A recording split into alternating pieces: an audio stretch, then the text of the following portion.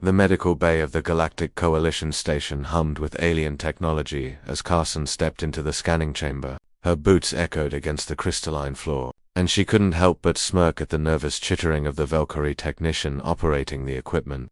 "Please remain still." "Human," the insectoid creature clicked, its translator rendering the words in flat, emotionless tones. "Standard biological scan for immigration processing. Routine procedure."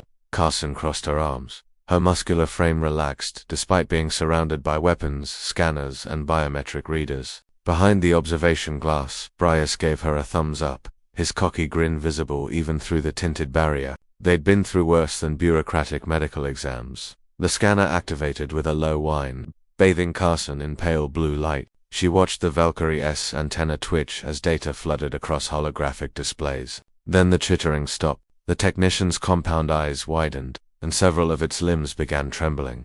"Impossible," it whispered. Carson asked, her voice calm but her hand instinctively moving toward where her sidearm would normally rest. The technician didn't answer. Instead, it frantically manipulated the controls, running the scan again and again. Each time, its agitation grew more pronounced. Finally, it triggered an emergency alert.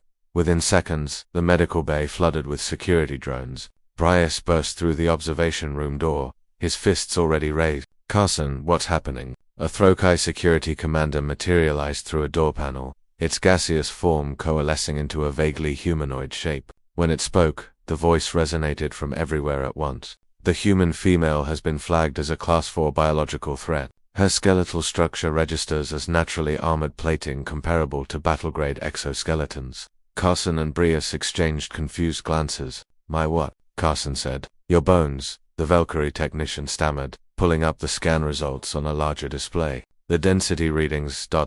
they're off the chart. When I first saw them, I thought the scanner was malfunctioning, but it's accurate. Your skeletal structure is denser than our military-grade armor plating." Bryce pushed forward, studying the holographic image of Carson's skeleton rotating in three-dimensional space. Numbers and comparative analyzers scrolled beside it, all showing impossibly high-density ratings. "That can't be right. We're just normal humans, normal." The Throkai commander's form pulsed with what might have been incredulity. "Scan him as well, immediately." Bryce stepped into the chamber without protest, his jaw set in determination. The blue light washed over him, and moments later, the same alarm triggered. The technician made a sound like grinding glass, the Valkyrie equivalent of a whimper. "Confirmed," it reported. "Both humans register bone density at 1850 on the Mohs scale. For reference, standard Valkyrie skeletal structure measures 340, Throkai crystalline matrices measure 890. The hardest natural armor in the known galaxy belongs to the Krethtar stonebacks, measuring 1520. You're saying we're tougher than the galaxy's tank species?" Carson asked, a note of pride creeping into her voice despite the situation. The security commander's form flickered with agitation. "This explains much about the humans' recent activities in contested zones. Intelligence reports indicated humans surviving impacts that should have pulverized conventional species. We assumed advanced armor technology." "No armor," Bryce said, spreading his arms. "Just us."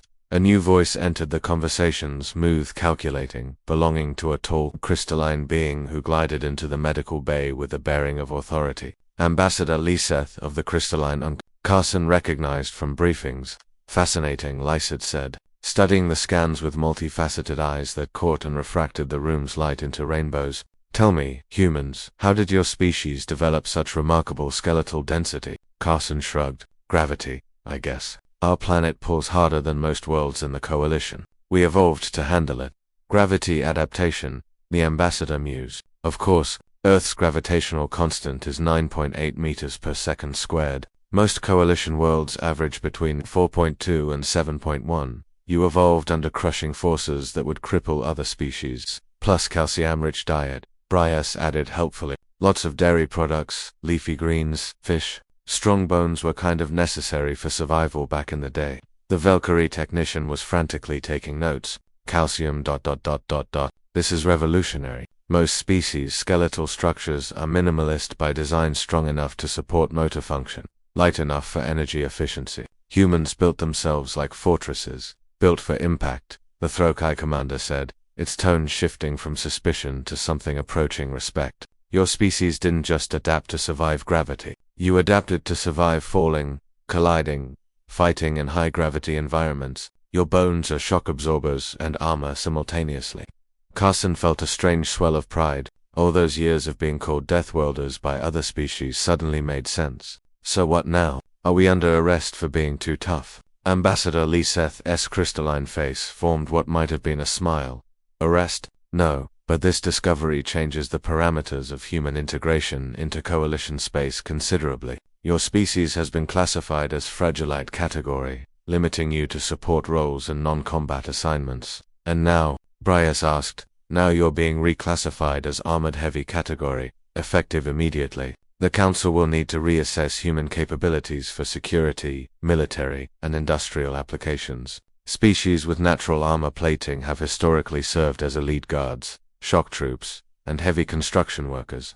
Carson and Bryce looked at each other and grinned. For months they'd been relegated to paperwork and data analysis, considered too fragile for the interesting assignments. That was about to change. However, the ambassador continued, this also means increased scrutiny. The Coalition doesn't take lightly to discovering a species is far more formidable than initially assessed. There will be questions about why humans didn't disclose this earlier. We didn't know, Carson said honestly. We thought everyone had bones like ours. How were we supposed to know we were walking around with natural battle armor? The Valkyrie technician made that grinding sound again. Your species truly doesn't understand how unusual you are, do you? Bryce laughed. Apparently not. What else should we know? Everything, Ambassador Liseth said. We need to understand everything about human biology. If your bones are this remarkable, what other surprises are hiding in your evolutionary history? As security drones powered down and the medical staff began preparing for comprehensive biological analyses,